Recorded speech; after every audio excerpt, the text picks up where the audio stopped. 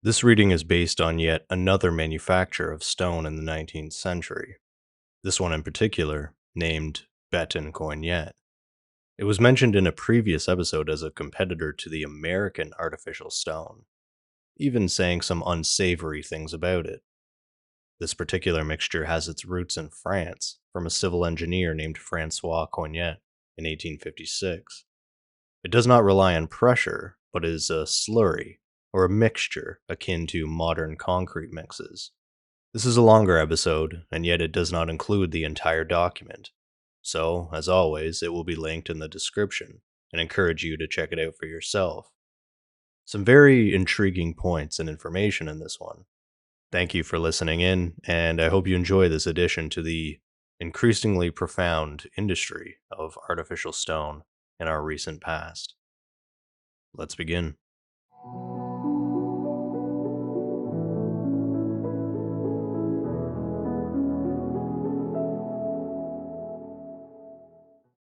Extract from a report on Béton Coignet. Professional Papers, Corps of Engineers, USA number 19, by Q. A. Gilmore. This name is given to a beton of very superior quality, or, more properly speaking, an artificial stone of great strength and hardness, which has resulted from the experiments and researches extending through many years of M. Francois Coignet of Paris. The use of béton aggloméré in France dates back to the year 1856, and confidence in its value has been constantly on the increase since that date. Uses of béton aggloméré in Europe and elsewhere. The most important and costly work that has yet been undertaken in this material is a section 37 miles in length of the Van Aqueduct for supplying water to the city of Paris. This aqueduct, which traverses the forest of Fontainebleau through its entire length, comprises 2.5 to 3 miles of arches, some of them as much as 50 feet in height, and 11 miles of tunnels, nearly all constructed of the material excavated, the impalpable sand of marine formation known under the generic name of Fontainebleau sand. It includes also 8 or 10 bridges of large span, 75 to 125 feet, for the bridging of rivers, canals, and highways. The smaller arches are half circles and are generally of a uniform span of 39 and 37/100ths. I'm unsure about this one. I'm not sure if this is relating to meters or another type of measurement. Maybe I'll leave that one to the comments. Reading on. With a thickness at the crown of 15.5 inches, their construction was carried on without interruption through the winter of 1868 to 1869 and the following summer, and the character of the work was not affected by either extreme of temperature. The spandrels are carried up in open work to the level of the crown, and upon the arcade, thus prepared, the aqueduct pipe is molded in the same material, the whole becoming firmly knit together into a perfect monolith. The pipe is circular, 6.5 feet in interior diameter, with a thickness of 9 inches at the top and 12 inches at the sides at the water surface. The construction of the arches is carried on about 2 weeks in advance of work on the pipe, and the centers are stuck about a week later. Water was let into a portion of this pipe in the spring of 1869, and M. Belgrand, Inspector General of Bridges and Highways, and Director of Drainage and Sewers of the City of Paris, certified that the impermeability appeared complete. Another interesting application of this material has been made in the construction completed, or very nearly so, of the lighthouse at Port Said, Egypt. It will be a 180 feet high, without joints, and resting upon a monolithic block of béton, containing nearly 400 cubic yards. In design, it is an exact copy of the Belinese lighthouse, executed after the plans and under the orders of M. Léonce Regnaud, Engineer-in-Chief. An entire Gothic church, with its foundations, walls, and steeple, in a single piece, has been built of this material, at Vessinet, near Paris. The steeple is 130 feet high, and shows no cracks or other evidences of weakness. Mr. Palou, the founder, certifies that during the 2 years consumed by Mr. Coignet in the building of this church, the Beton Coignet, in all its stages, was exposed to rain and frost, and that it has perfectly resisted all variations of temperature. The entire floor of the church is paved with the same material in a variety of beautiful designs and with an agreeable contrast of colors. In constructing the municipal barracks of Notre Dame, Paris, the arched ceiling of the cellars were made of this beton, each arch being a single mass. The spans varied from 22 to 25 feet, the rise, in all cases, being 1/10 the span, and the thickness at the crown 8.66 inches. In the same building, the arched ceilings of the 3 stories of galleries, one above the other, facing the interior, and all the subterranean drainage, comprising nearly 600 yards of sewers, are also monoliths of beton. One of these vault arches, having a span of 17.5 feet, was subjected to 3 severe trial tests. First, a pyramid of stonework weighing 36 tons of 2,000 pounds each was placed on the center of the vault. Second, a mass of sand 13 feet thick was spread over the surface of the same vault. Third, carts loaded with heavy materials were driven over it. In no instance was the slightest effect produced. A portion of the basement work of the Paris Exposition building comprised a system of groined arches, supported by columns about 13.5 inches square and 10 feet apart. The arches, having a uniform rise of 1/10 the span and a thickness at the crown of 5.5 inches, are monoliths of Beton Coignet. A system of flat cylindrical arches of 10 feet span covers the ventilating passages. They have a rise of 1/10 and a thickness at the crown of not quite 8 inches, and were tested with a distributed weight of 3,300 pounds to the superficial yard. There was consumed in the construction of this basement work more than 353,000 cubic feet of beton. Beton Coignet becomes, in process of time, as impervious to water as many of the compact natural stones. While its matured strength exceeds that of the best qualities of sandstone, some of the granites, and many of the limestones and marbles, chemical tests have shown this beton to be practically impervious to water. 2 small specimens, each weighing about 2.5 grams, were tied by Dr. Isidore Walz, chemist of New York City. Their specific gravity was 2.305. They were immersed in water 15 minutes, and then kept 4 days in air, saturated with moisture. One of the specimens did not increase in weight at all during the interval, while the other absorbed 60 to 100 of 1% of moisture.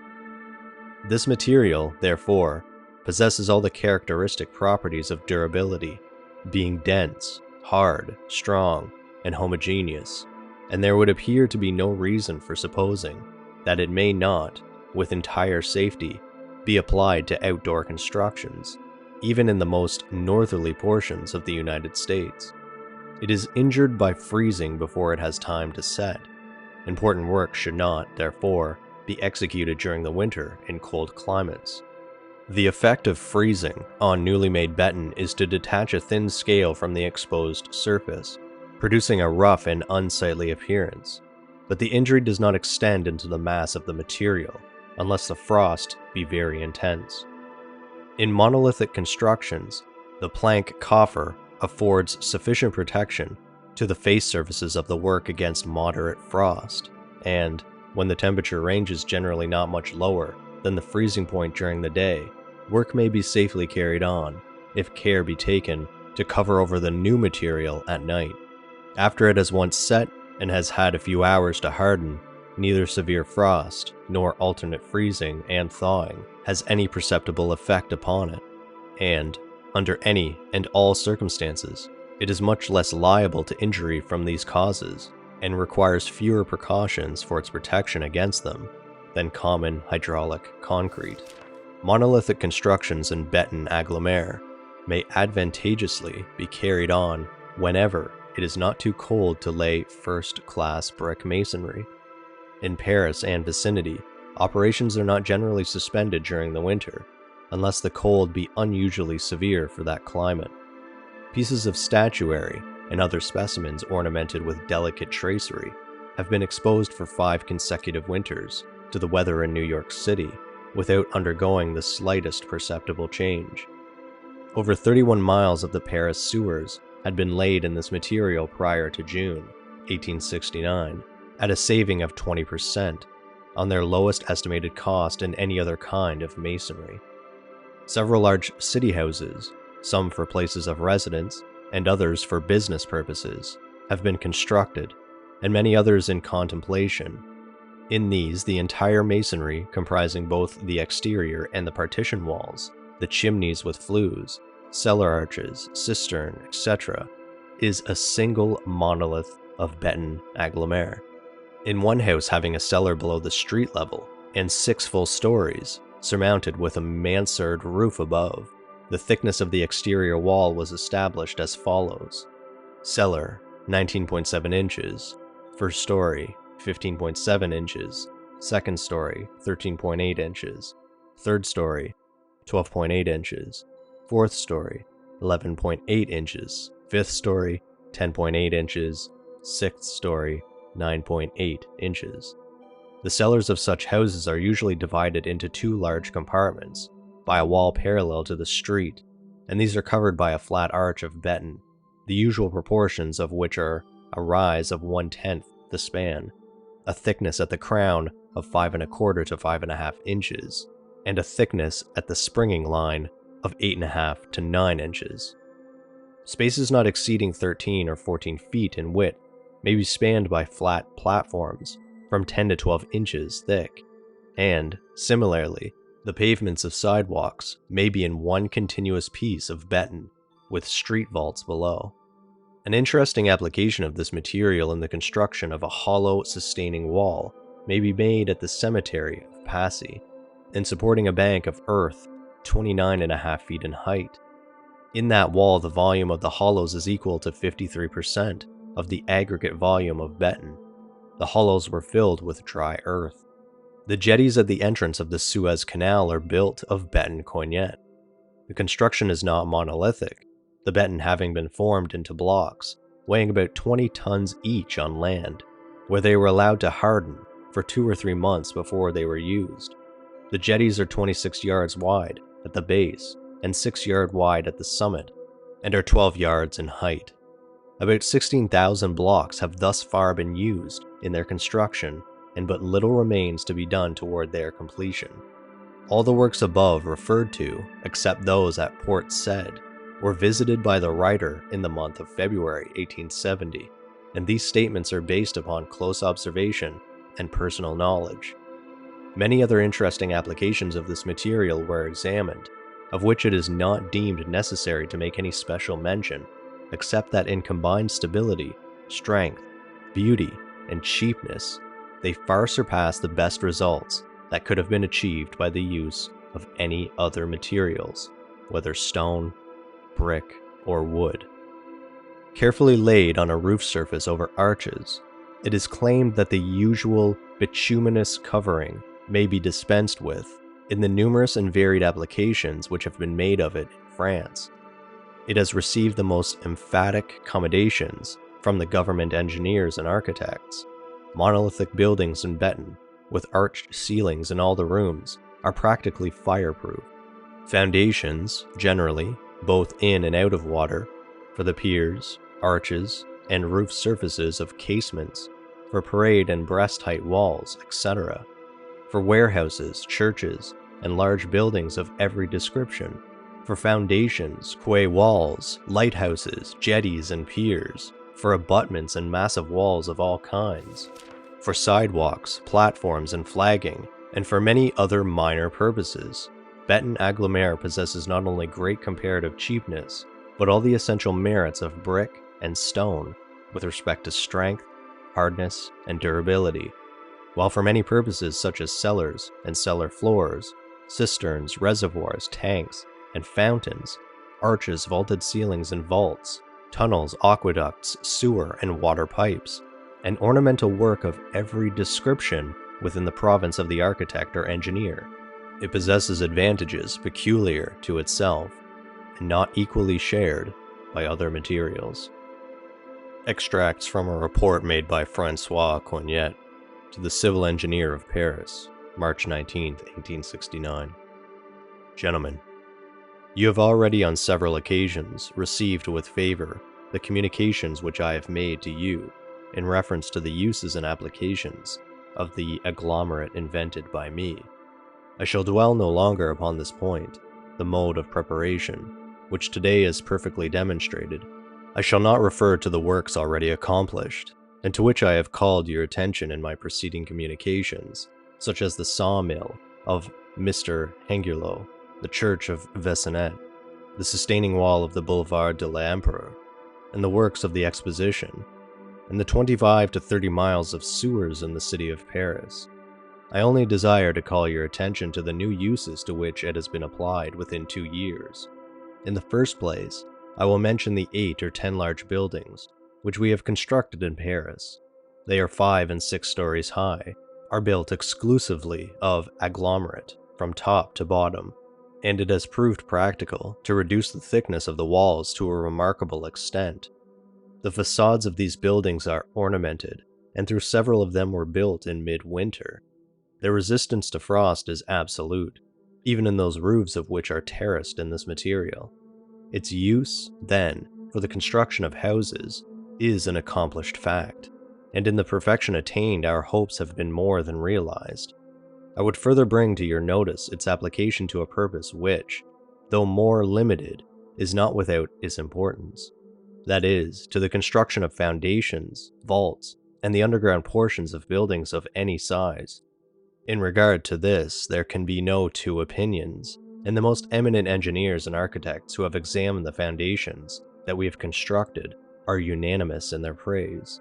For this class of work, the material is perfection itself, strength under every trial, the absence of joints, and consequent freedom from all infiltration, beauty of form, smoothness of surface, although without plastering, reduction of bulk, economy in expense, and unexampled boldness of arches.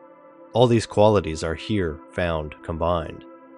I can cite as the most perfect type of this special application the foundations of our house in the Rue Miromesnil, and particularly those of the outhouses of the mansion of Mr. E. André on the Boulevard Haussmann, the vaults of which are so extensive, with such a reduced thickness of wall, and with such flat arches of so great a span, that it is safe to say it would be impossible to construct similar work out of the materials usually employed. And in this opinion we are sustained by the most competent architects. I would likewise call your attention to the sustaining wall of the cemetery of Passy, which is truly monumental, as well as to the great collecting sewer which leads from Paris to La Briche, and which has cost $1.5 million of francs. This sewer has been built under difficulties of every kind, among them, especially, a succession of inundations, for through a great part of its length, it ran alongside an old sewer in bad repair, which constantly discharged its waters into the deepest cuttings. This sewer included a tunnel, which it was necessary for us to construct in order to pass under the track of the railway du Nord. And we succeeded perfectly, in spite of the jarring of the trains, and of 5 successive inundations of the river Seine. This sewer, finished 1.5 years ago, is a monolithic tube without joints. Its hardness and its homogeneity are all that could be desired, and notwithstanding all the great difficulties above mentioned, it is without a single crack, and shows no evidence of weakness.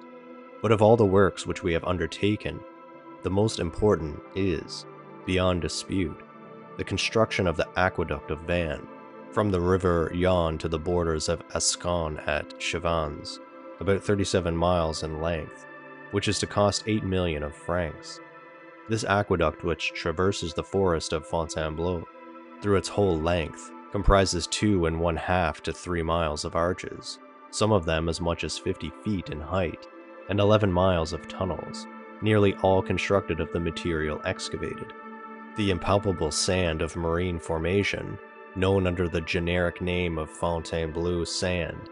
It includes also 8 or 10 bridges of large span, 75 to 90 feet, for the bridging of rivers, canals, and roads.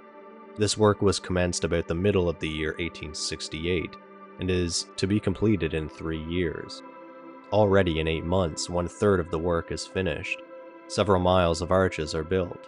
These arches are 40 feet span, are 15 3/4 inches in thickness at the crown, and in some instances they are 50 feet in height. They have been constructed without interruption through the heat of the summer and the frosts of the winter, and they have been entirely unaffected by either extreme of temperature. Built in ordinary masonry, similar arches ought not to have had over 20 feet span. With a span of 40 feet, they would be really wonderful, but they are all the more so since they have been made of agglomerate, the base of which is the Fontainebleau sand, so fine that it never is used even for making mortar. It would not be possible to find a more complete demonstration of the value of our process, since even with Fontainebleau sand, we accomplish the boldest works, and so completely has this won the confidence of the engineers, that 8 bridges, or from 100 to 115 feet span, which were to have had iron stringers, are now to be constructed entirely of agglomerate.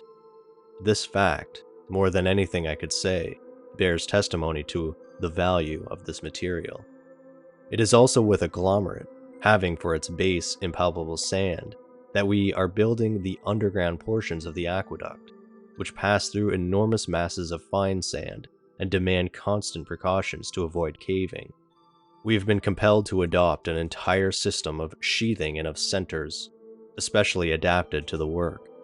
Success has so well attended our efforts that we have, up to this time, met with no accident, and in spite of the manifest inferiority of the sand used, we have succeeded in running a tunnel of a single piece without a joint, the hardness of which is all that could be desired, with strength enough to resist easily the great pressure arising from the tendency to cave in of the running sand through which the work passes. We have thus proved a second time, the first time having been in the tunnel of the Grand Sewer of Saint Denis under the Railroad du Nord, that the use of agglomerate for the construction of tunnels and underground work possesses a great superiority over common masonry. In fact, while common masonry leaves spaces between the sides and above the arch, the agglomerate, by its very nature, crowds back the surrounding soil, compresses it, and fills all spaces, so that the entire circumjacent mass becomes incorporated with it, thus manifestly securing great solidity, largely increased by the absence of all joints, by which all leaking is prevented, which is the frequent cause of the accidents which so often happen in tunnels. A tunnel constructed of agglomerate is a monolithic tube without joints, homogeneous throughout its entire mass, and sustaining pressure with the maximum power of resistance. I have, moreover, in the construction of the aqueduct of Vannes, solved one of the most interesting problems. I have succeeded in rendering filtration absolutely impossible, mathematically so, to employ the expression used by the government inspectors in their report, and this, too, without having recourse to the usual linings or coatings.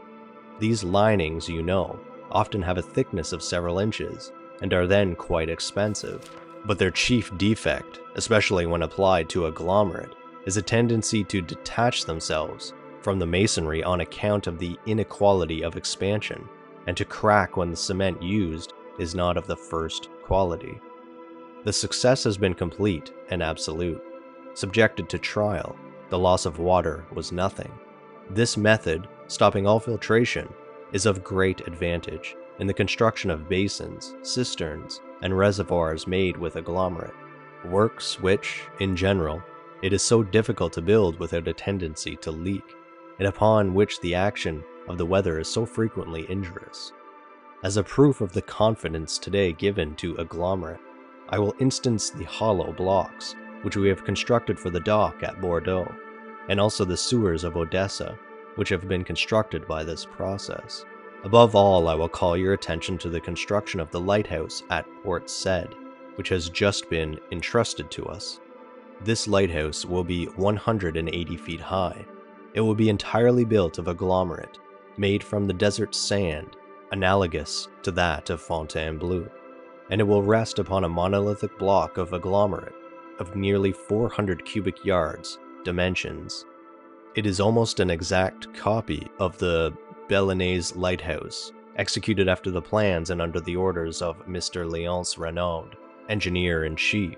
When it shall have been completed, I will have the honor to submit to you a special report upon this remarkable work. I have now called your attention to the principal works, more or less monolithic, which we have executed, and it remains for me to present to you certain applications and improvements, not less important, which we have accomplished in the adaptation of artificial stones to all kinds of buildings. But before this, allow me to offer my tribute of thanks to those eminent men, Messrs. Belgrand and Alphard, engineers, and Mr. Callet, architect, who were the first to grasp the great future of the agglomerate, and did not fear to take the initiative in its use on a large scale. Permit me to also thank Mr. de Lesseps, the distinguished man who assumed the responsibility of awarding the construction of the lighthouse of Port Said to us. As I have before said, the result of our process increases 20-fold, and even more, the adhering properties of lime and cement, so that by our method we do make stone which resists a crushing weight of considerably over 7,000 pounds to the square inch. It is evident that we have found this wonderful hardness of great use to us in the construction of flagstones, flights of stairs, doorsteps, landing places, parapets, curves, balusters, etc. And in fact, we not only daily deliver these articles to private individuals, but we have furnished large quantities of the city of Paris. I will particularly mention the stairways to the cellars of the Grand Opera House, which have given every satisfaction to Mr. Garnier, the architect of this beautiful structure. Besides being able to obtain simultaneously with stability, color, grain, and finish of form, we have gone largely into the manufacture of ornamented and molded stones. Our reproductions of sculptures are true works of art.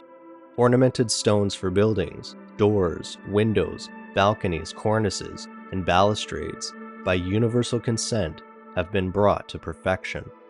And as we offer all these at prices notably less than those of ordinary stone, the demand for them increases daily.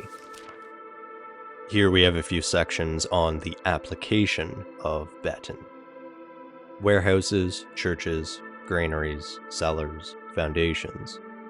Structures and buildings of solid masses of beton suffer less than ordinary materials from unequal settling of the ground, and underground rooms and cellars built of it are particularly free from damp. The railway station at Sheerness, several houses at Saint-Denis, the church at Vessinet, etc., are examples of this kind, and, from the absence of joints, are the same as if made from one block of stone. Cheap dwellings for workmen are now in course of construction in several localities in France.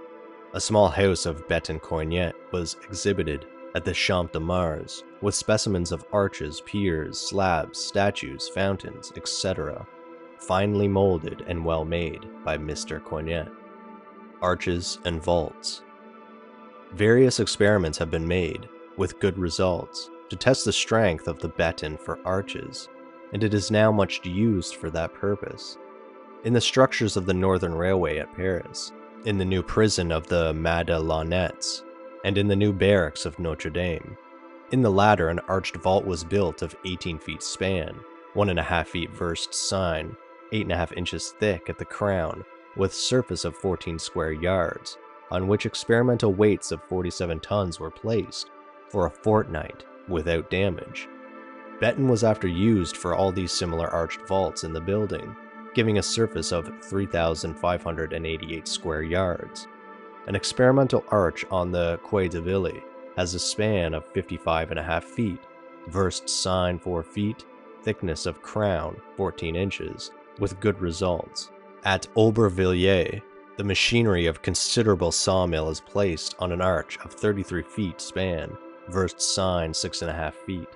The ventilation of the exhibition building at the Champ de Mars is affected by underground works, consisting of a series of circular and railed galleries, arched with beton, span about 10 feet, for the circulation and supply from below of cool air through openings in the floor.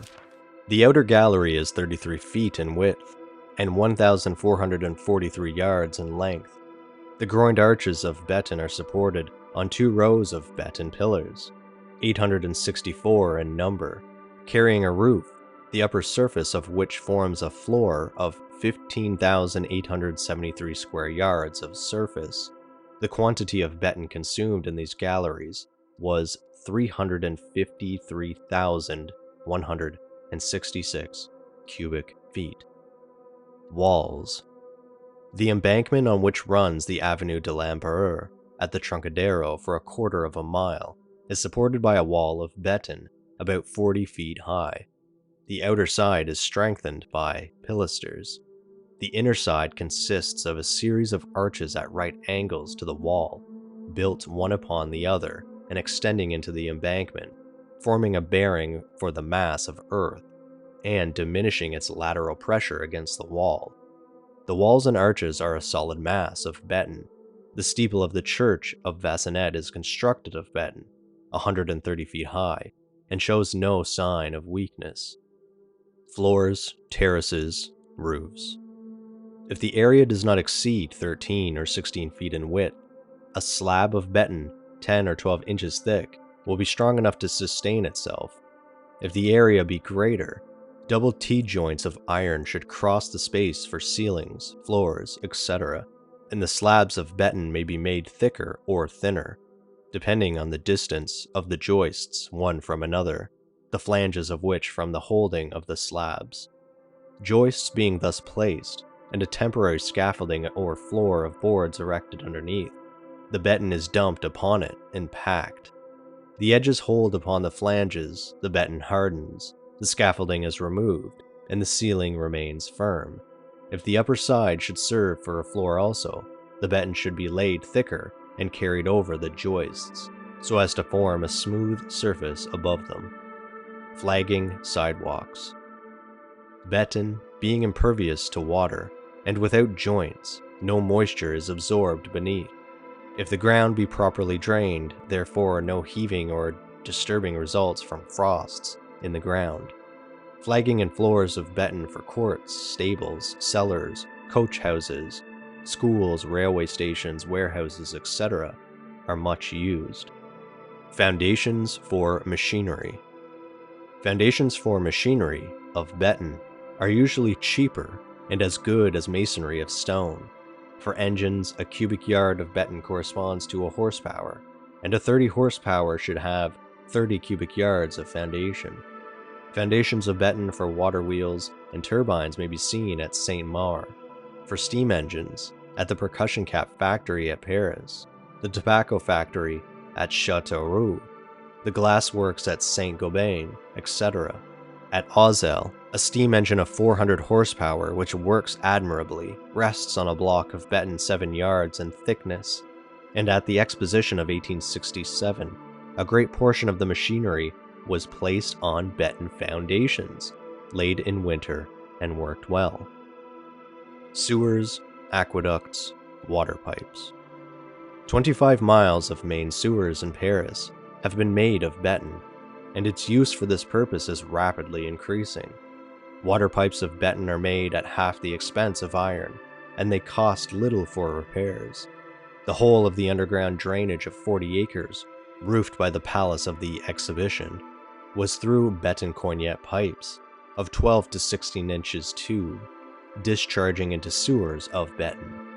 The cubic contents of materials used in these pipes amounted to 264,825 cubic feet. Cisterns, reservoirs, tanks, cesspools. These, when built of masonry and coated with cement, are impervious to water, but need constant repairs. Of Béton Coignet, they are equally impervious, cost less, and are more secure. A cistern 39 feet in depth, 5 feet in diameter, with sides 10 inches in thickness after 2 days receives water and remains sound an indefinite period. The cesspools of Béton, authorized by the prefect of the Seine in 1862, are without cement, hold good, and are watertight. Structures of this kind are adopted for the great opera house now building, and for the great railroad stations, etc. Gasometer tanks of large dimension, 130 feet diameter, 49 feet in depth, are built of common Béton Coignet at Ruelle and Saint-Denis. The difficulties of making structures of this size and masonry watertight are said to be much less in Béton Coignet. Marine structures, experiments of Mr. Coignet. Mr. Coignet's first experiments were begun by order of the government in November and December 1858 and January 1859 on the Socoa breakwater at Saint-Jean-de-Luz in a very exposed situation. The blocks were of several kinds, and all are alike in good condition at this date, 1867, and have resisted the action of seawater with satisfactory results. They are compact and hard, and the only effect noticed has been the wearing of the edges of the blocks, and the rounding of the angles produced by the friction of pebbles and the general mechanical action of the sea. From Appleton's Journal, October 2nd, 1869. New artificial stone, the material. The manufacture of artificial stone has long been one of the unknown, or perhaps we should say the lost arts, and time again, sanguine or designing inventors have announced their success in the construction of a concrete possessing all the properties of the most durable stone. Yet, when these wonderful inventions have been put to a practical test, they have proved their worthlessness, and the fictitious stone has disintegrated and crumbled into its original dust. Most practical men had reluctantly come to the conclusion that the effort to substitute for the operations of nature's laboratory, the work of man was forever destined to remain a failure, when, some 17 years ago, Mr. Coignet, a French inventor, made a discovery in reference to the manufacture of stone, or, as he terms it, béton, which induced him to believe that he had the key to the mystery in his hand, and he had once inaugurated a series of experiments which have resulted so favorably as to have stamped his great invention with the seal of official French approval. The discovery made by Mr. Coignet was merely the observation of a circumstance, so simple that it would seem to suggest itself to the most casual observer, and yet was probably for that very reason overlooked. From that observation, he deduced the cause of all previous failures. The problem now became this: given the chemical constituents of any particular stone, to combine them so that the air should be expelled from between the particles, and they should form a homogeneous mass. The problem was one easy of theoretical solution, and the practical result is to be seen in the numerous massive structures which have been built from the new material here described. Though this discovery was naturally looked upon with distrust during the first few years, repeated trials finally satisfied even the scruples of the French government engineers, and numbers of public works were undertaken in which Béton Coignet was used instead of stone, it having been definitely ascertained that it had a strength superior to any stratified rock, and equal to any of the harder rocks, except the very best quality of granite.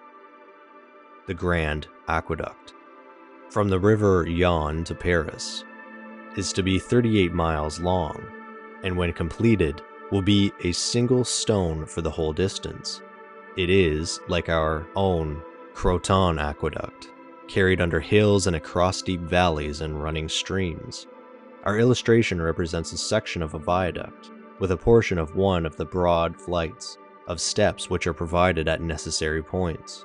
There are many other places where more picturesque or attractive views might have been taken, but this was selected as showing at a glance 3 different grades of the material, and giving an idea of the method of construction. One of the peculiarities of the construction of this great national work is the manner in which some of the tunnels are being made. They pass through sand hills, and as the excavation progresses, the very sand taken out of the bore is mixed with the other materials, and in this form returned to its original location, thus obviating the necessity of the great expense of transportation, which would be incurred were the material either stone or brick. The engineers of the aqueduct claim that it will be of sufficient strength to resist any possible pressure that may be brought to bear upon it, and that it will be absolutely impervious to water, which is certainly essential.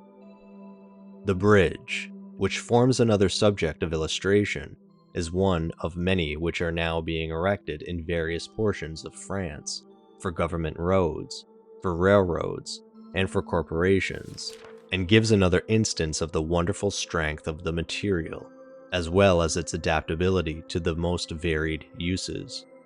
So strong does it cohere, that arches of great span and so little curve as to seem almost flat, will sustain an incredible weight. One constructed as an experiment on the Quai de Billy has a span of 55 feet, a versed sign of 4 feet, and a thickness at the crown of only 14 inches, and this has supported an extraordinary weight.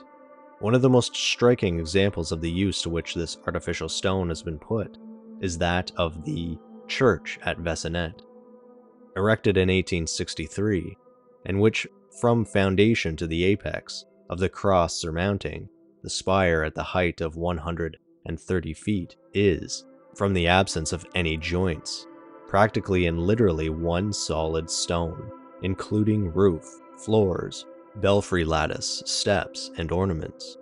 Having commenced at the foundation, the work never stopped. The material was continually added, the rammers steadily used the workmen, and the molds constantly raised or changed as the exigencies of the case demanded. The result is one of the handsomest, cheapest, and most durable building in all France. Irregularity of outline is no impediment to the work, as the material can be forced into the most minute crevices, and it was therefore an easy matter to give this church the appearance of being built of blocks of cut stone, the molds having been creased so as to represent the joints which would necessarily appear in the wall, and the ribs always prominent in a roof of corrugated iron. This church was built in the spring of 1863, and, from motives of economy, was constructed of the very cheapest quality of Béton Coignet, costing but little, if any more, than brick per cubic yard, and being only able to resist a pressure of 2,634 pounds per square inch, while the material which is used in the construction of the Grand Aqueduct is able to resist a crushing force of 7,495 pounds to the square inch, and costs scarcely half the price of stone per cubic yard, and, for the more ornamental work, less than 1/3. We give an illustration of the terrace and ponds in the gardens of Rantilly, included within the extended walls of Paris. These gardens, with their grand old forest trees, broad alleys, and superb statuary, are noted for their beauty, and nothing of an inferior character can find a place within their bounds. It was therefore a conclusive testimonial to the estimation in which this Béton Coignet was held when, instead of cut stone, it was selected for the construction of the basins, fountains, and surrounding ornamental masonry in these gardens. The imitation of masonry is exact, the joints being carefully marked, and the appearance of different kinds of stone being produced by the introduction of metallic oxides, so that while the walks, steps, balustrades, borders, and statuary represented in our cut are really one solid mass, without a joint or fissure, they appear to have been constructed in the ordinary manner, and with ordinary materials. Grand Collecting Sewer. Though not a subject of illustration, the Grand Collecting Sewer of Paris is one of the greatest triumphs of the use of this béton. Since the work was prosecuted in the face of the most disheartening difficulties, and that, too, without an accident of any kind. For great portions of its length, it was alongside an old sewer, the foul waters from which were continually making their way through its crumbling walls and flooding the excavations for the new work. 5 successive times did the waters of the Seine burst into the cuttings, and yet the work progressed with steadiness and such success that the government inspecting engineers in their report announce that it is a monolithic tube, absolutely and mathematically impervious to water. In addition to this report, E. Belgrand, the Inspector General of Bridges and Roads and Superintendent of Drainage and Sewers for the city of Paris, gave a certificate on the 16th of June last that the sewer in question was in good condition and constructed with great stability. This Béton Coignet was the material used at the Paris Exposition for all the drains and water pipes, and was made the subject of an exhaustive report by Leonard F. Beckwith, C.E., one of the United States commissioners who, however, treated the subject more from a scientific than a popular point of view. Yet the following passages are quoted since they give authoritatively certain statistics which, as the unsupported statement of a journalist, would doubtless be received with incredulity by the masses of persons not personally conversant with the facts. Structures and buildings of solid masses of beton suffer less than ordinary materials from unequal settling of the ground, and underground rooms and cellars built of it are particularly free from damp. The railway station at Sheerness, several houses at Saint Denis, the church at Vessinet, etc., are examples of this kind, and, from the absence of joints, are the same as if made of one block of stone. Various experiments have been made with good results to test the strength of beton for arches, and it is now much used for that purpose. In the structure of the Northern Railway at Paris, in the new prison of the Madeleines, and in the new barracks of Notre Dame. In the latter an arched vault was built, of 18 feet span, 1.5 feet versed sign, 8.5 inches thick at the crown, with surface of 14 square yards, on which experimental weights of 47 tons were placed for a fortnight without damage.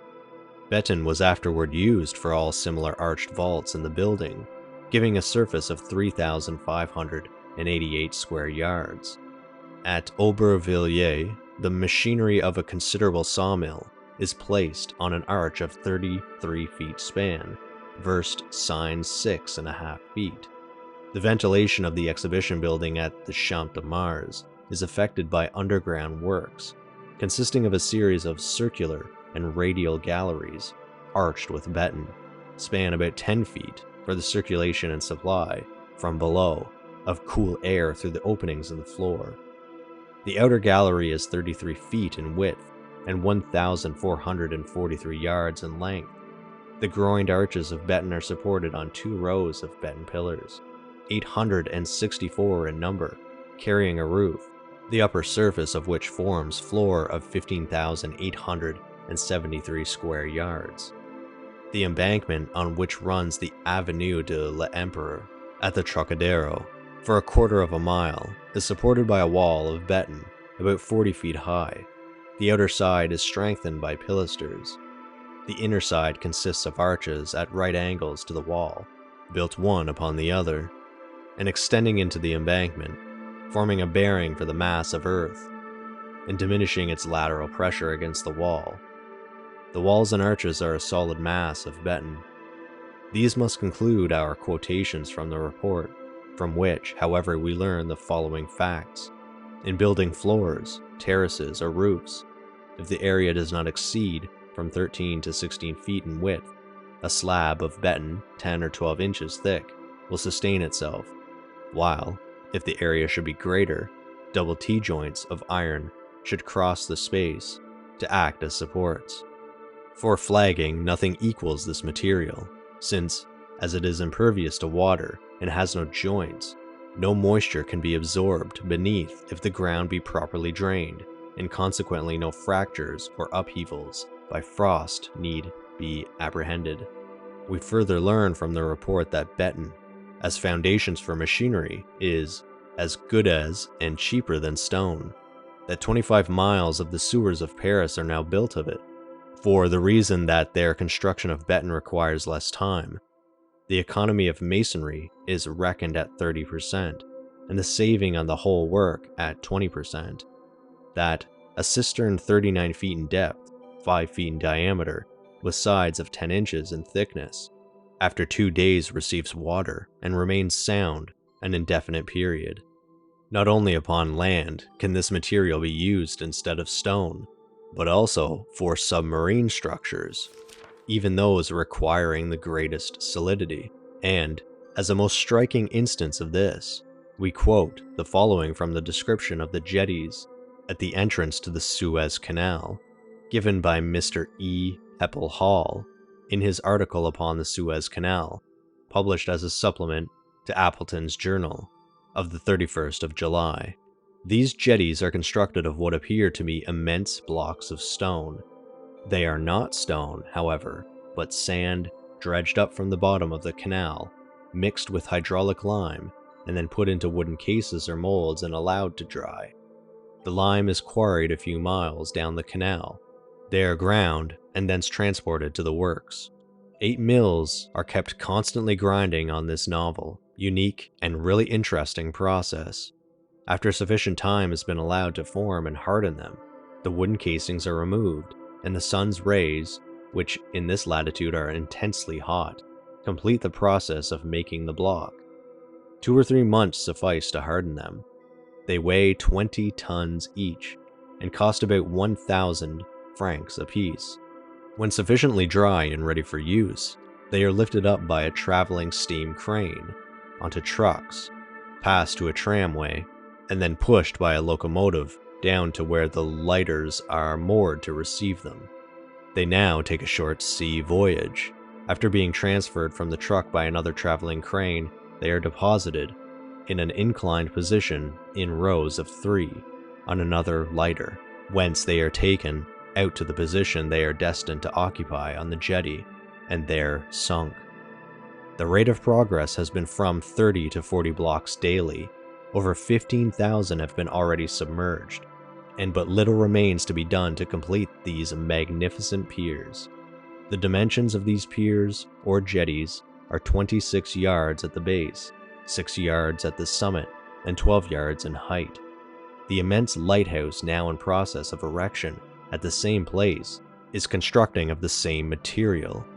When completed, it will be 180 feet high, and will rest upon a monolithic block nearly 400 cubic yards in size, the whole being built of beton, having for its base the almost impalpable sand of the desert. The proportions of the material used can be so arranged as to permit of its being made on the spot, subject to the ebb and flow of the tide, so that at the utmost it only has an exposure to the air during the interval between ebb and flow. This has been proved by experiment, and the material has been found to stand the test well. Sea walls of this material, placed for the experiment besides those of granite, having proved fully their equal, and, owing to the absence of joints, showing but faint traces of the action of the water. Up to this point, we have considered Béton Coignet simply from a utilitarian standpoint, but we now propose to take it up as applicable to the fine arts. And here an immense field is opened, for the finest qualities of stone can be perfectly imitated by the use of very fine grades of sand, and the minutest outlines and sharpest edges of a mold can be perfectly reproduced. Not only can duplicates of celebrated statuary be furnished with ease, and at an extraordinary small cost, but in the ornamentation of our public and private edifices, there is no limit except that of design. The most extravagant taste for elaborate work can now be gratified without involving the outlay of fabulous sums, and the latest reports of the Parisian company state that the demand for ornamental work of all descriptions is already large, and daily increasing, as public confidence becomes more deeply rooted, and the fact becomes known that if it is possible to gratify aesthetic inclinations and at the same time observe rigid economy. The pyramids. It has been suggested that the problem of the Sphinx, the pyramids, and those Egyptian monuments whose hardness blunts the edge of our sharpest tools, while their weight defies the lifting capacity of our most powerful machinery, is now solved, and that, in discovering the method of making an artificial stone, Mr. Coignet has but discovered the rudimentary principles of an art which, in its most perfect form, was familiar to the Egyptians. The question is, of course, but a mere speculation. Yet, should the supposition prove to be correct, how easy to account for these wonderful prodigies. A wilderness of sand around them, and no known deposits of such stone as forms them.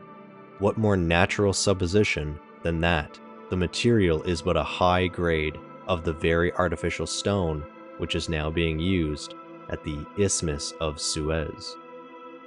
In this country, there have been many experiments in artificial stone, many announcements of success, yet that there have been invariably complete and irretrievable failures must be too fresh in the memory of our readers to require more than a passing allusion.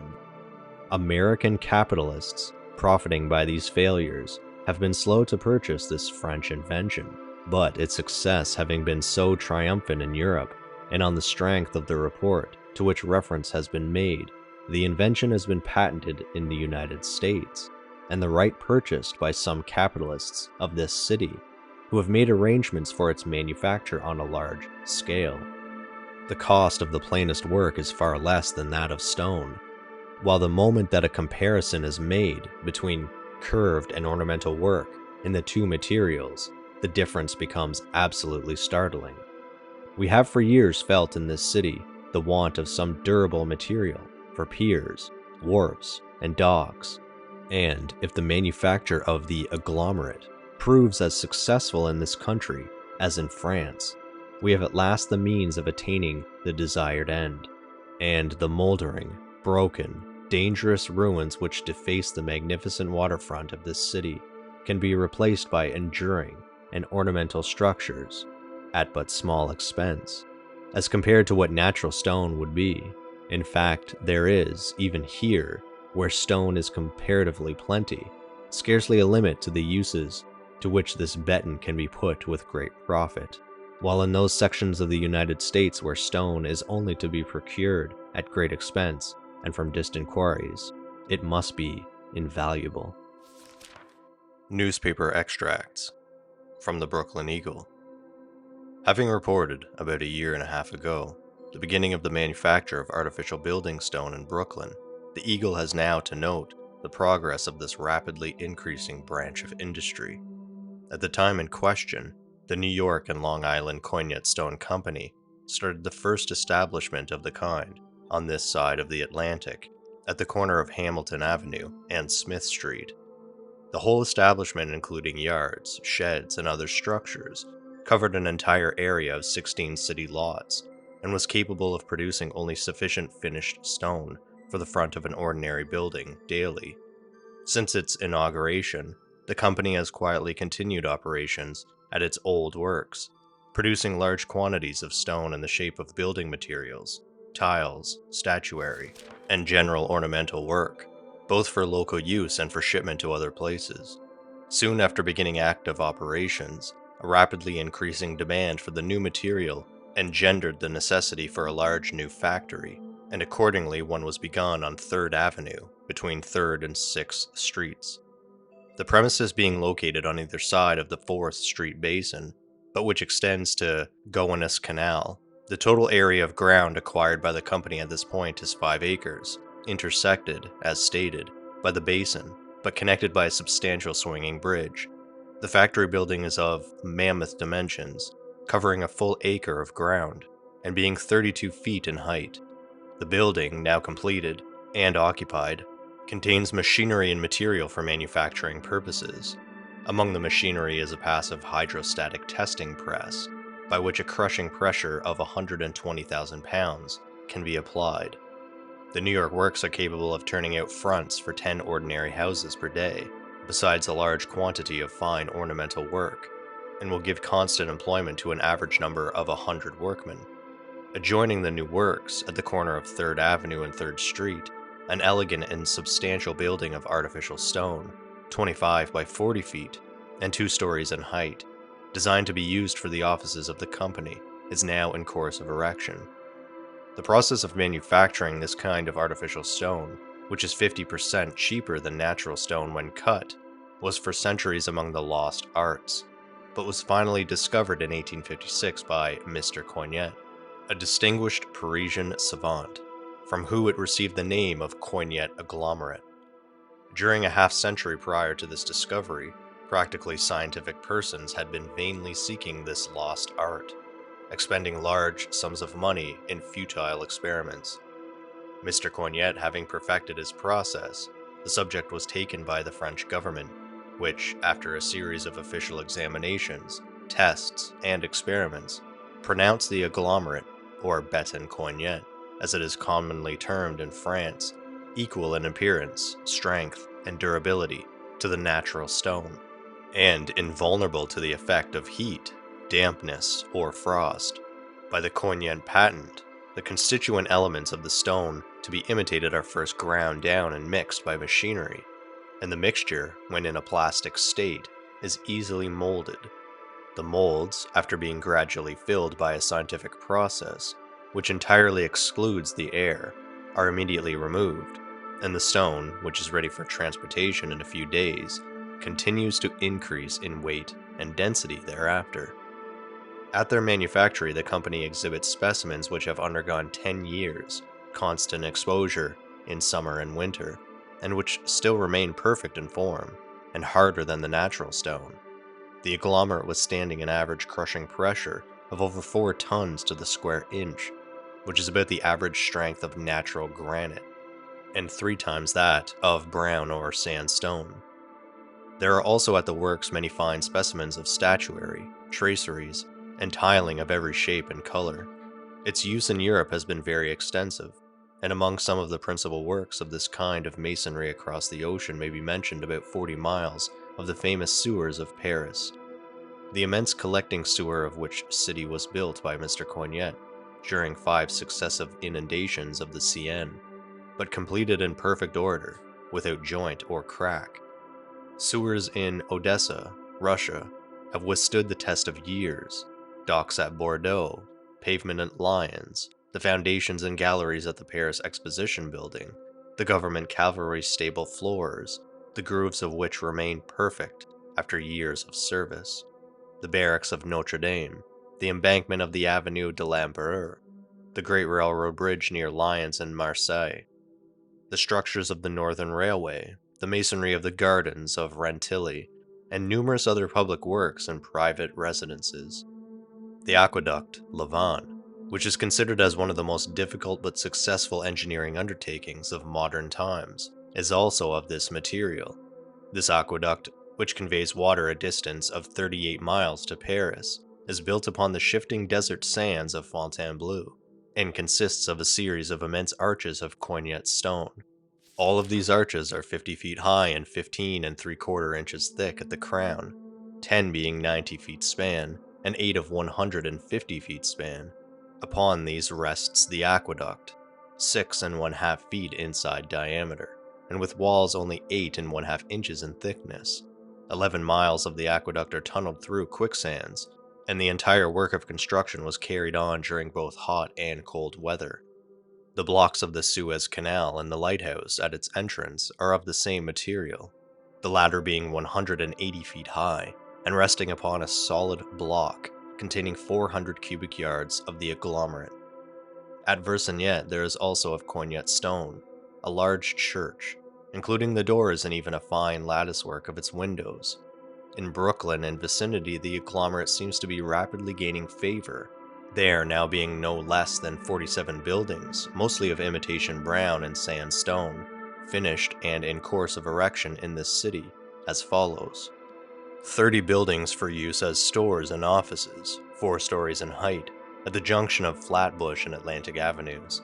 In course of construction by Mr. Vreeland, 8 being already finished. 5 3-story and basement dwellings by A.S. Barnes on Clinton Avenue, near Atlantic.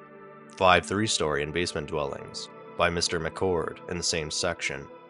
A building by Mr. Olson, corner of 4th Avenue and Dean Street, 3 stories in height, the first floor being for a store and the upper portion for a dwelling.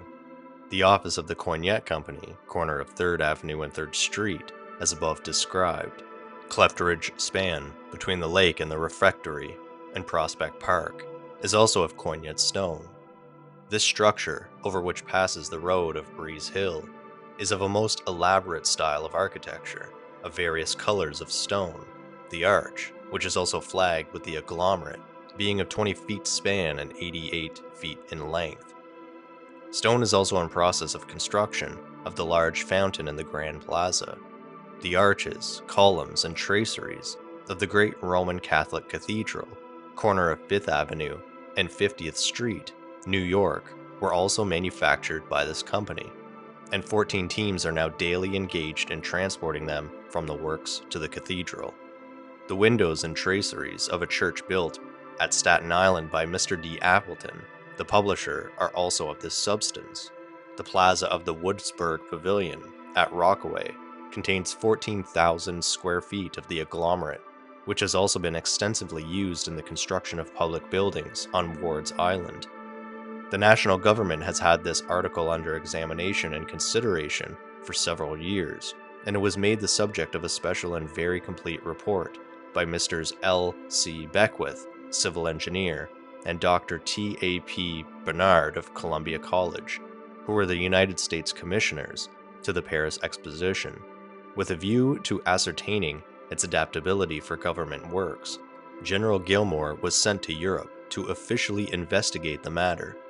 In his report, the general, who personally inspected the structures in Europe above described, states that after a careful examination, he finds the Coignet stone adapted and adequate to the demands of every department of engineering, architecture, and sculpture, being suitable alike for breakwaters, lighthouses, aqueducts, sewers, reservoirs, residences, churches, monuments, flagging, statuary, and other works requiring elaborate ornamentation. In view of this report, the government has adopted the Coignet stone and is now using it under the superintendence of General Gilmore for the construction of the casemates, sallyport, floors, and other portions of Fort Wadsworth on Staten Island. Brooklyn, therefore, aside from having the honor of containing the first factory of this kind in America, is not only furnishing material for dwellings, churches, and other structures, but is also manufacturing stone for the great national defenses and has a fair prospect of monopolizing this important and growing business. From the New York Herald, August 15, 1869.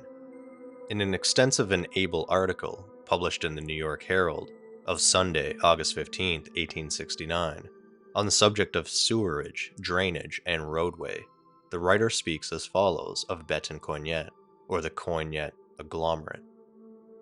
The concrete known as Béton Coignet differs from the ordinary roadbed concrete in being an artificially formed sandstone of great durability and strength, and of extensive application in civil engineering in all its ramifications, from the manufacture of sewers to the construction of aqueducts, from the fabrication of roadbeds to that of underground vaults of the utmost possible capacity.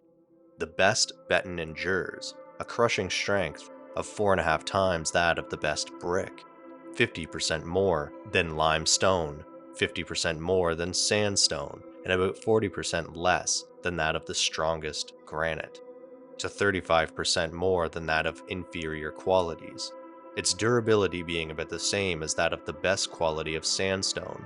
The embankment on which runs the Avenue de l'Empereur at the Troncadero is supported by a wall of this material, 40 feet in height, for the distance of 1/4 of a mile, and in general the subject of its application is now being discussed as being experimented upon by the best engineers in France, with a view to extend to the utmost the constructive capacity and engineering of so inexpensive a material as that developed by the invention of Mr. Coignet. While in the sewerage system, it is rapidly superseding everything else. In it, no doubt, is, at the end, to be sought the solution of this sewerage problem in this city. If the administration thereof fall, with the needed powers of discretion, into the hands of a competent board of engineers, what is wanted in the problem is the boldness to break loose from worn-out ideas and apply the best invention of the age to the development of a better and more adequate system, a quality which has been startlingly exhibited with equally startling and successful results in the administration of the Department of the Seine and in the construction of public works in Paris for the past 10 years. From the London Builder, December 26, 1868, Concrete Bridges. In a description given in the Builder about 3 months since of the works on the Metropolitan Extension Railway between Paddington and Brompton, an allusion was made, in passing, to an interesting experiment in progress across a wide cutting upon the Metropolitan District line near Brompton Station. We are now able to report the results of the experiment, which was to test the tensile power of concrete. They are such as seem calculated to lead to the more extensive use of this description of building material. The structure to which the test was applied is an arch formed entirely of concrete, of 75 feet span, and only 7 feet 6 inches rise. It was 3 feet 6 inches deep at the crown, and of a uniform width of 12 feet. The materials and proportions employed were 6 of gravel and 1 of Portland cement, and dependence for cohesion was placed rather upon thoroughly mixing the materials than ramming. The tests successfully borne by this erection were 170 tons, distributed equally over the top, and a train of 7 trucks, weighing 50 tons, passed over it. There was practically no deflection under these weights. From the New York Trade Reporter. The manufacture of artificial stone, the process and its uses, an account of its application as a building material in France, Russia, Egypt, and America. Reports by Leonard C. Beckwith, Dr. Barnard, U.S. Commissioner, and General Gilmore. The recent great fires affecting not only those whose buildings have been destroyed, but the whole commercial interests of our country, have called attention to our building materials. The terrible explosion of granite, when subjected to intense heat, and the crumbling of marble, becoming converted into lime, have diminished our confidence in what were supposed to be our strongest and most enduring materials. It has been found that artificial materials withstand heat better than natural, as brick, having withstood the test of years, is now recognized as a good material, the thought of its being an artificial product not being considered. One of the most valuable and useful reports of the Paris Exposition of 1867 is by Mr. Leonard C. Beckwith, civil engineer. The author gives a history of what is known in Europe as Béton Coignet, and a concise description of its processes and the results of experiments on its tensile and crushing strength. This report, printed by the State Department in 1867, would be more than an equivalent for all the expenses incurred by bringing to our notice so important a material. This material is applied in France to a great variety of uses. Palaces, private residences, churches, archways, reservoirs, sewers, water pipes, etc., are capable of being formed by a single piece of the greatest solidity, impervious to water, secure against the action of fire and frost, and capable of every variety of embellishment. As many of our readers are unacquainted with this new material, and are not aware to which extent it is being used abroad, in the extensive use and demand that exists in this country, we give some extracts from the reports of Mr. Beckwith and Dr. Barnard, U.S. Commissioner to the Paris Exposition, and of General Gilmore, who was sent to France by our government, and whose report is published by authority of the Secretary of War. It is now 17 years since Mr. Coignet's béton was introduced into France. At first there was a great prejudice against it, and it was tied continually on minor structures. After 2 years of experiment, it was adopted by the French government and has since been used to a great extent. In Egypt, it is largely used and employed on a vast scale, especially for lighthouses. In Paris, there are more than 40 miles of sewers constructed of this material. The arches under the exposition building, and on which it was built, and which constituted a perfect labyrinth, attracted great attention from all engineers, and were sufficient to satisfy the minds of the most skeptical. Aqueducts are now being constructed for the purpose of supplying water to Paris. The distance from Paris to the source of the Van is more than 94 miles, and in its course the line has to traverse a series of valleys and ravines, and to cross roads and railways, and the numerous requirements of the work have involved the formation of extensive bridges, aqueducts, siphons, and tunnels. An immense reservoir will be completed, close to the park of Montsouris, and a large aqueduct upon arches has been made close to the old Roman aqueduct of Arcueil. The arches crossing the valley of Fontainebleau, a distance of about 31 miles, are the heaviest work of this great undertaking. Not only has the aqueduct been constructed of this material, but the tunnels also. The aqueduct is supported upon a series of arches, extremely light, and rising to a height of 50 feet from the ground. The thickness of the arches at the crown is 15 3/4 inches, and the spans from 42 feet 6 inches at 126 feet. In Paris, the embankment on which runs the Avenue de l'Empereur at the Troncadero is supported for a quarter of a mile by a wall 40 feet high. It has been found that Béton Coignet is admirably adapted for marine structures. The Suez Canal, the docks at Boulogne, the numberless structures of this kind bear witness to its strength and utility. One of the important benefits to be derived from the use of Béton is probably to be looked for in the superior strength and stability which it gives to all structures composed of it.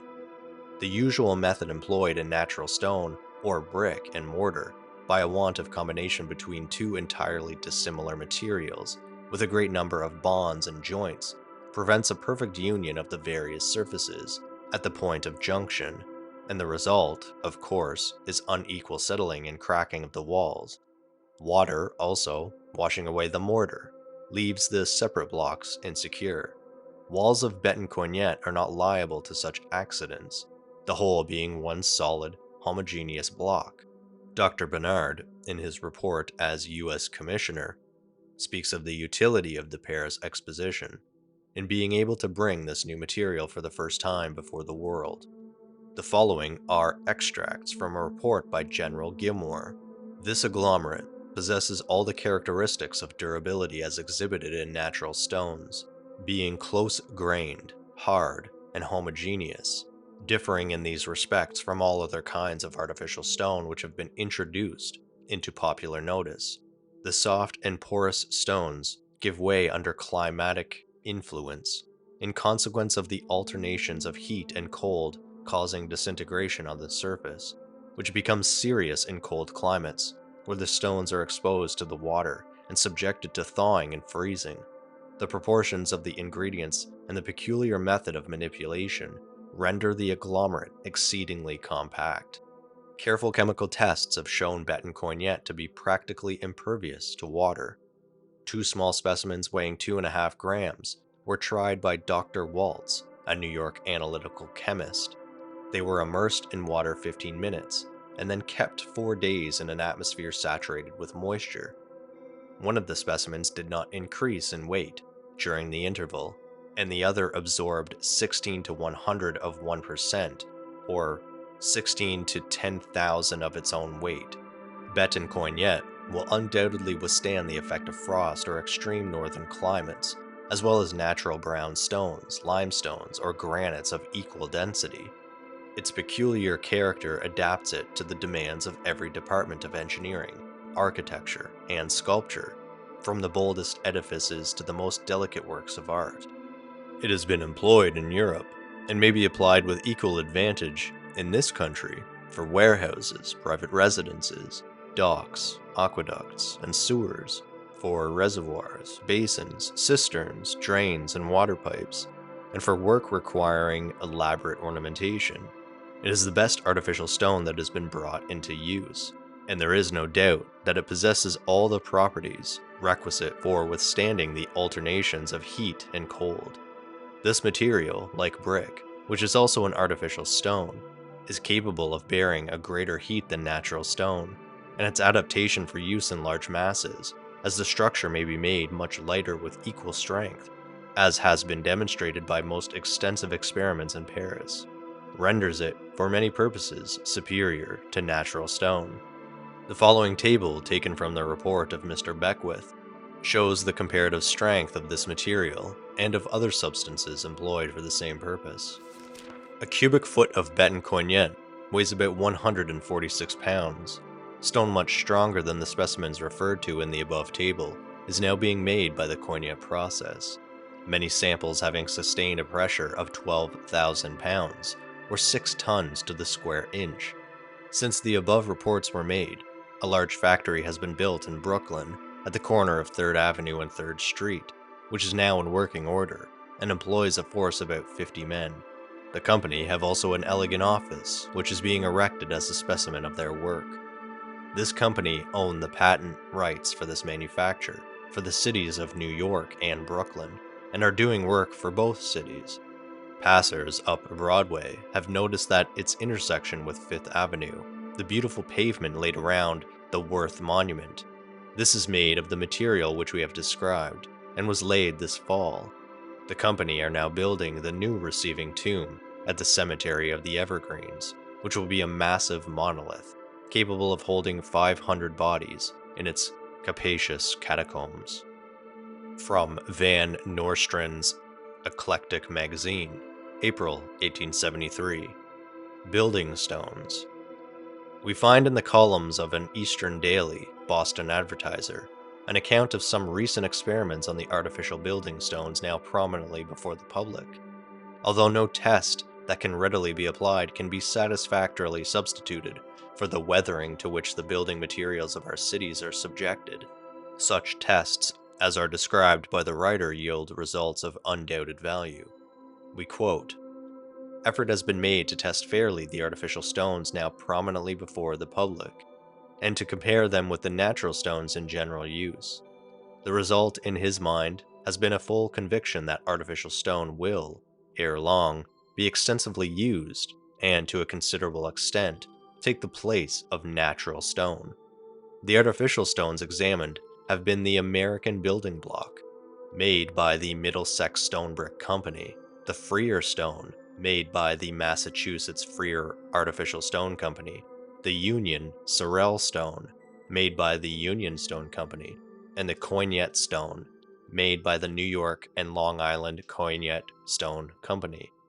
A preliminary remark may be of advantage.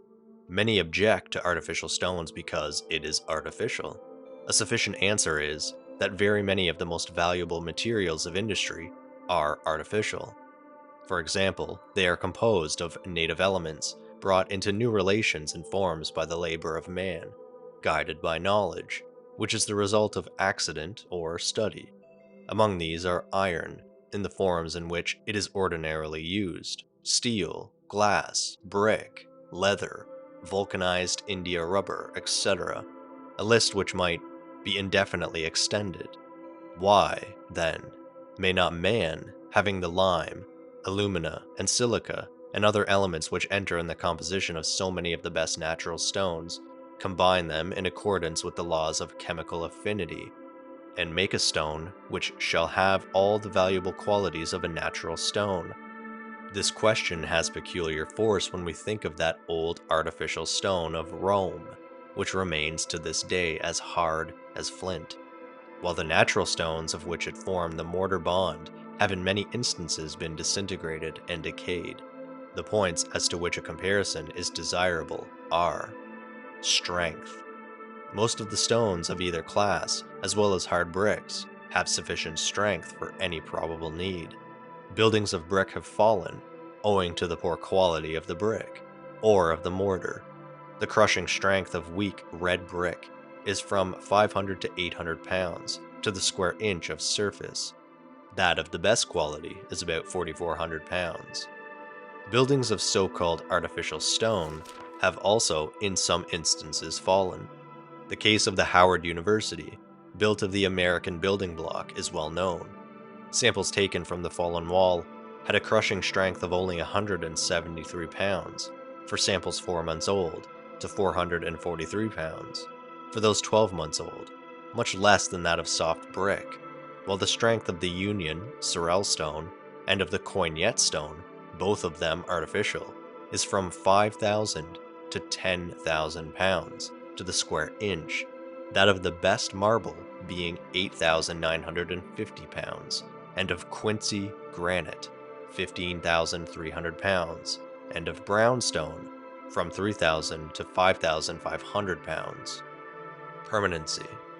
On this point, we present an extract from a paper by J. H. Owens, a distinguished English architect, who, speaking of the use for building purposes of Portland cement, concrete, which is really an artificial stone, crude indeed and roughly made, says, "Every other material used in building, except the hard granites and the most compact limestone, depreciate with time and exposure, and require an initial excess of material to be used, whereas Portland cement concrete is permanent and durable under all circumstances, and increases rapidly and enormously in strength, and continues to increase, but in a continually diminishing ratio for as long as observations have, up to the present time, been made upon it.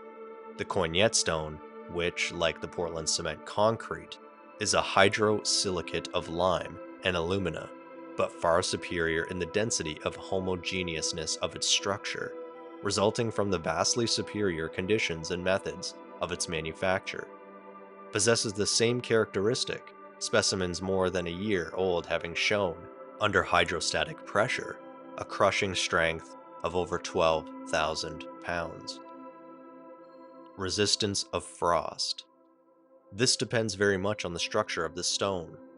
Granite and marble are granular in structure, while brownstone is laminated and liable from the natural cleaving to scale off in consequence of alternate thawing and freezing. Artificial stone is frequently so made as to be liable to the same difficulty, a liability entirely obviated in the Coignet stone by the method of aggregating the particles patented by Mr. Coignet, producing a perfectly homogeneous stone resembling in its structure the most compact marble, and without tendency to cleave in any particular direction. It is also, according to the testimony of Dr. Walls, analytical chemist of New York, who subjected specimens of it to very severe tests, practically impervious to water.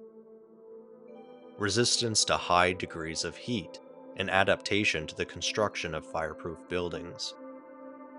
In reference to this point, the writer subjected samples of various natural and artificial stones to the following tests. Pieces of the different kinds were heated to redness and then allowed to gradually cool. Other pieces of each kind were heated to redness and immediately plunged into cold water. Quincy granite was in both cases disintegrated.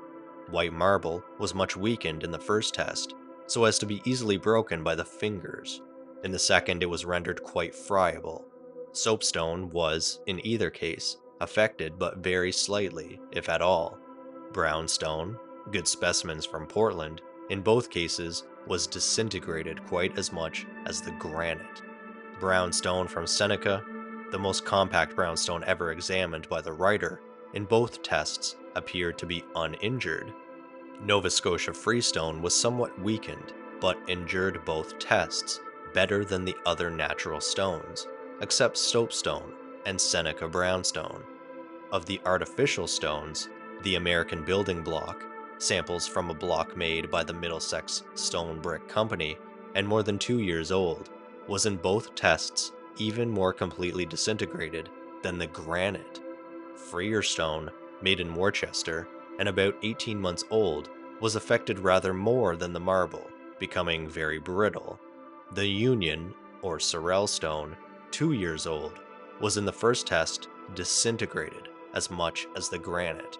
In the second test, when the heated piece was plunged into the water, a chemical change was immediately produced, indicating by a violent effervescence, and the stone crumbled into small grains. The Coignet stone endured both tests equally well, with the soapstone and the Seneca brownstone not appearing to lose any of its strength. As to the result of the last named stone, we quote again from Mr. Owens, who says of the Portland cement concrete, of which we have said the Coignet stone is a cognate, that it is the only fireproof building material. Another sample of the Coignet stone of inferior quality and coarser texture was subjected to the same tests, with equal satisfactory results. Adaptation to architectural ornamentation.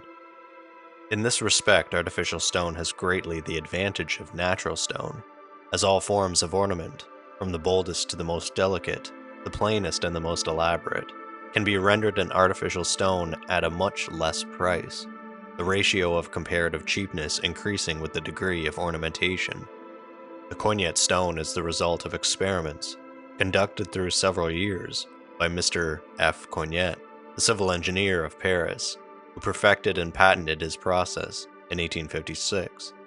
In France, there was at first great prejudice against it, and it was used very cautiously and in minor structures, but after years of experience of its value, it received the unqualified approval of the architects and engineers of Paris and the official sanction of the French government, which have adopted it for many very expensive works and on an immense scale.